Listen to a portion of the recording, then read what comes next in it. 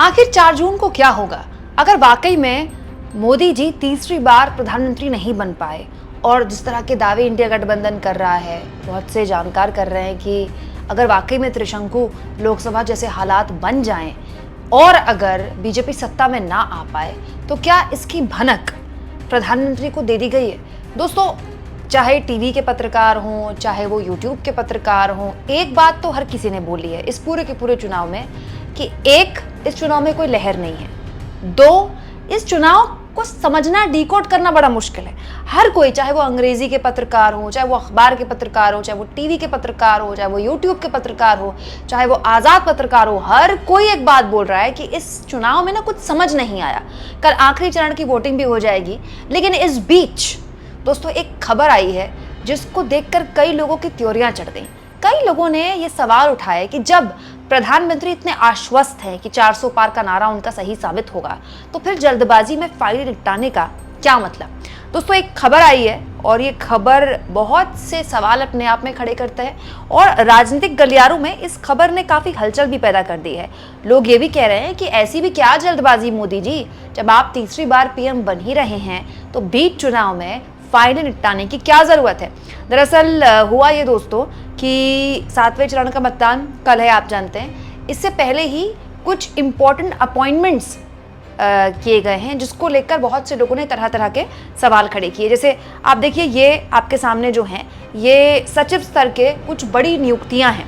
तो लोग इन नियुक्तियों को लेकर बड़े हैरान हुए कि बीच चुनाव में इस तरह की नियुक्तियां सरकार को क्यों करनी पड़ी।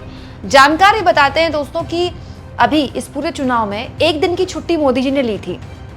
उस एक दिन में मोदी जी ने ना तो कोई रैली की, ना ही कोई उनका रोड शो था। वो उस दिन घर पर ही रहे। जानकार ये बताते हैं कि हो सकता है कि उस दिन प्रधानमंत्री ने ये इंपॉर्टेंट काम किए। अब लोग ये सवाल कर रहे हैं कि जब इतने कॉन्फिडेंट है मोदी जी कि वो सत्ता में आएंगे, तो फिर ये सचिव स्तर की जो बेहद महत्वपूर्ण अपॉइंटमेंट्स किए गए, ये इतनी जल्दबाजी में क्यों किए गए, मतलब इसकी क्या जरूरत थी। लोगों के मन में शक पैदा हुआ। जैसे पत्रकार केपी मलिक ने इन अपॉइंटमेंट्स को शेयर करते हुए कहा, कल 1 जून को 7वें चरण का आखिरी मतदान है। चुनावी प्रक्रिया के बीच सेवानिवृत्ति के बाद शीघ्र ही सचिव स्तर के दूसरे पद पर नियुक्ति क्या आचार संहिता का उल्लंघन है?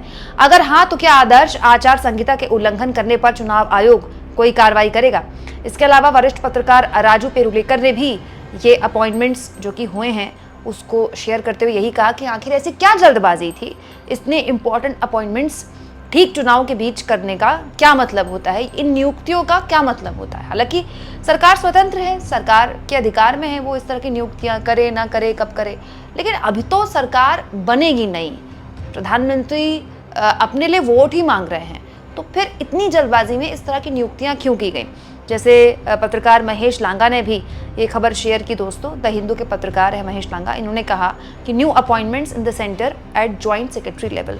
दोस्तों, ये वो अधिकारी होते हैं जो बेसिकली एक तरह से सरकार के सबसे इम्पॉर्टेंट हिस्सा होते हैं। आप कह सकते हैं कि देश में जो बड़ी बड़ी नीतियाँ लागू करनी होती हैं, ये वो अधिकारी होते हैं। तो हर कोई ये सोचकर हैरान था कि जब प्रधानमंत्री इतने आश्वस्त हैं तो फिर बीच चुनाव में इस तरह की नियुक्तियों का क्या मतलब होता है, ऐसी फाइल्स निपटाने की क्या जरूरत आन पड़ी मोदी जी को। दोस्तों, ये बात बिल्कुल सही है कि प्रधानमंत्री लगातार इस पूरे के पूरे चुनाव में कभी 400 पार का नारा लेकर चुनाव में आए, फिर बीच चुनाव में 400 पार का नारा खत्म उन्होंने खुद ही गायब कर दिया, खुद ही बोलना छोड़ दिया। फिर जब विपक्ष के लोगों ने ये बोलना शुरू कर दिया कि इनकी तो 200 सीटें भी नहीं आ रही, इनकी तो 220 सीटें भी नहीं आ रही, हमारी 300 सीटें आ रही हैं, तब एक बार फिर से नैरेटिव सेट करने के लिए कि नहीं, सरकार हमारी ही आ रही है, फिर से मोदी जी ने 300 प्लस का नारा देना शुरू कर दिया, अमित शाह ने 400 प्लस का नारा देना शुरू कर दिया, मोदी जी ने एंड में चुनाव में अपनी रैलियों में ये बोलना शुरू कर दिया लोगों को कि जब सरकारी नहीं आ रही है इंडिया गठबंधन की, तो आप अपना वोट क्यों बर्बाद कर रहे हैं। हमारे देश में ये एक तरह की मतलब चलन है, ये अच्छा है, बुरा है, सही है, गलत है, इसके बारे में आप चर्चा कर सकते हैं, लेकिन लोग ये सोचकर भी वोट देते हैं कि ऐसे आदमी को वोट दिया जाए जो जीत रहा है, हारने वाले आदमी को या हारने वाले गठबंधन को क्यों वोट दिया जाए। तो प्रधानमंत्री की रैलियों में आखिर में जो कुछ रैलियां हुई, आखिर के प्रचार के दिनों में ये बातें बोली गई, तो बहुत से लोगों की तब भी त्योरियां चढ़ी कि प्रधानमंत्री को ये क्यों बोलना पड़ रहा है कि वो नहीं, हम आ रहे हैं सत्ता में। जो शख्स, जो नेता, जो पार्टी 400 पार के नारे के साथ सरकार में आई है, आखिर में आते आते उसको लोगों को ये भरोसा क्यों दिलाना पड़ रहा है कि वो लोग सत्ता में नहीं आ रहे हैं। पूरे चुनाव में आप देखिए, पूरे चुनाव में प्रधानमंत्री लगातार एक चीज की खोज में थे, क्या कि कोई एक नैरेटिव मिल जाए जो 2014 और 2019 वाला माहौल पैदा कर दे। 2014 में माहौल था कि कांग्रेस को सजा देनी है, 2019 में माहौल था कि बालाकोट के बाद तो सर्जिकल स्ट्राइक के बाद तो मोदी जी को एक बार मौका और देना है। लेकिन ऐसी कोई लहर इस बार इस चुनाव में नहीं दिखी। और ये कोई मैं नहीं कह रही हूँ, जितने भी बड़े पोल एक्सपर्ट्स हैं जो एग्जिट पोल ओपिनियन पोल्स करते हैं वो भी बोल चुके, बड़े पत्रकार बोल चुके, बड़े बड़े लोग बोल रहे हैं। अब तो न्यूज़ चैनल्स में भी 300 प्लस के मोदी जी के या बीजेपी का जो नारा था उससे बात आगे बढ़ चुकी है। अब वो लोग भी इस बात पर बहस नहीं करते कि 300 प्लस सीटें आ रही हैं कि नहीं आ रही हैं। तो मैं ये कहना चाह रही हूँ आपसे कि इस पूरे के पूरे चुनाव में मोदी जी वो करते दिखाई दिए जो वो कभी नहीं करते थे, नैरेटिव सेट करने की कोशिश, लेकिन नैरेटिव सेट नहीं हो पा रहा था। लगातार मोदी जी ने हर चरण में मुद्दे बदलने की कोशिश की, ये कोशिश की कि मुद्दा बने कोई एक मुद्दा, लेकिन वो बन नहीं पाया। और इस चुनाव में एक अनोखी बात है कि विपक्ष ने मुद्दा नहीं बदला। अब उनका मुद्दा चला नहीं चला इस पर तो खैर चुनाव के बाद हम बहस कर सकते हैं, लेकिन अब देखिए विपक्ष लगातार संविधान विरोधी जो बयान बीजेपी के नेताओं की तरफ से चुनाव के शुरुआत में आए उसको विपक्ष ने मुद्दा बनाया। राहुल गांधी हो, अखिलेश यादव हो, तेजस्वी यादव हो, मजबूती से उन्होंने संविधान का मुद्दा उठाकर हिंदी पट्टी के राज्यों में गोलबंदी शुरू करी। और उसके बाद उसका असर ऐसा देखने को मिला कि भीड़, चाहे आप तेजस्वी यादव की रैलियों में देखें, अखिलेश यादव की रैलियों में देखें, वो गजब की भीड़ थी। मतलब इतनी धूप में इतनी भीषण गर्मी पड़ रही है दोस्तों, उसमें भी सैकड़ों की तादाद में लोग इन नेताओं को सुनने आ रहे हैं। ये इस बात का प्रमाण है कि विपक्ष अपने एक ही नैरेटिव पर स्टिक रहा। विपक्ष ने पहले चरण से लेकर आखिरी चरण तक महंगाई, बेरोजगारी, संविधान, आरक्षण बचाने, इस तरह के मुद्दे पर बात की, लेकिन प्रधानमंत्री मोदी हो या बीजेपी हो वो उसी नैरेटिव पर आ गए जिस पे उन्होंने 2014 में कहीं चुनाव लड़ा था। तो बड़ा सवाल ये है दोस्तों कि कोई भी पोल एक्सपर्ट या किसी भी पत्रकार से ज्यादा ताकत होती है सरकार में। भारत सरकार के पास इतनी ताकत है कि आपके कंप्यूटर पे आप क्या देख रहे हैं, आपके फोन पर आप क्या देख रहे हैं, वो अगर चाहे तो वो भी पता लगा सकती है। इतनी ज्यादा ताकत होती है भारत सरकार। सारी एजेंसियां सरकार के पास होती हैं, सारी खुफिया एजेंसियां सरकार को रिपोर्ट करती हैं। और ऐसे में इस तरह के चुनाव में तो खुफिया एजेंसियां ज्यादा सक्रिय हो जाती हैं। तो कहीं ऐसा तो नहीं कि मोदी जी को ये जानकारी, कोई रिपोर्ट ऐसी मिल गई हो कि आपका चुनाव फंस गया है, इसीलिए कुछ खास नियुक्तियां अगर आपको करनी है तो कर लीजिए। नहीं तो ऐसी क्या मजबूरी कि बीच चुनाव में या चुनाव खत्म होने का इंतजार भी मोदी जी नहीं कर पाए।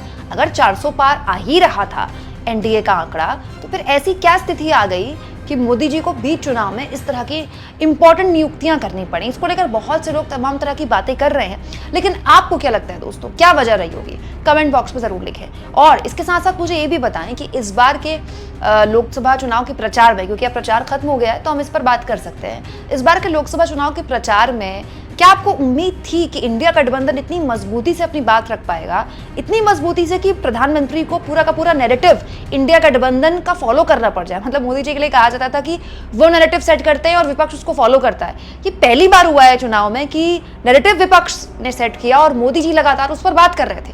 मोदी जी ने सबसे ज्यादा जिस पर बात की है वो कांग्रेस का घोषणा पत्र है। मतलब इतना प्रमोशन तो कांग्रेस के लोगों ने भी नहीं किया अपने घोषणा पत्र की। तो ये सारी चीजें क्या किसी रिपोर्ट के आधार में थी? और उसके बाद ये नियुक्तियां क्या सवाल खड़े करती हैं आपके हिसाब से? कमेंट बॉक्स में जरूर लिखिएगा। और जितना हो सके दोस्तों चैनल को शेयर भी करें, सब्सक्राइब भी करें, और थैंक्स और ज्वाइन, ये 2 ऑप्शन है दोस्तों। अगर आप चाहें तो इन 2 ऑप्शंस के जरिए मेरे हाथों को मजबूत कर सकते हैं, मेरी आज़ाद पत्रकारिता को बल दे सकते हैं।